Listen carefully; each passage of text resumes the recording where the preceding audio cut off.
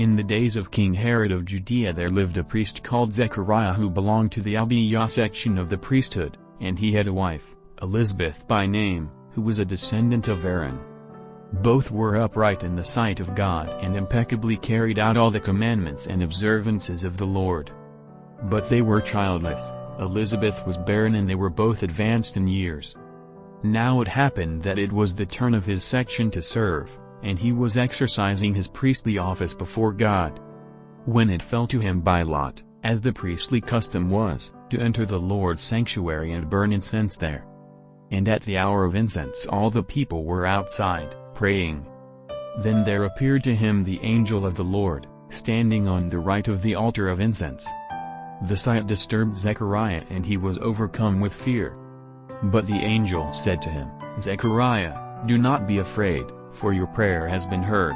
Your wife Elizabeth is to bear you a son, and you shall name him John. He will be your joy and delight, and many will rejoice at his birth.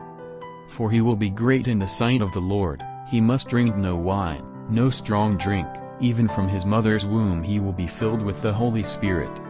And he will bring back many of the Israelites to the Lord their God.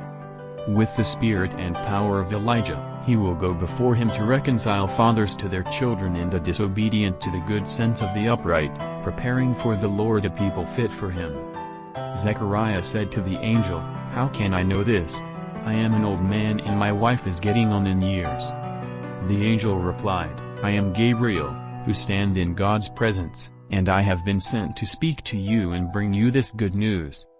Look, since you did not believe my words, which will come true at their appointed time, you will be silenced and have no power of speech until this has happened."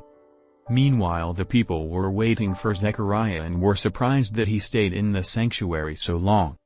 When he came out he could not speak to them, and they realized that he had seen a vision in the sanctuary. But he could only make signs to them and remained dumb. When his time of service came to an end he returned home. Some time later his wife Elizabeth conceived, and for 5 months she kept to herself, saying, "The Lord has done this for me, now that it has pleased him to take away the humiliation I suffered in public."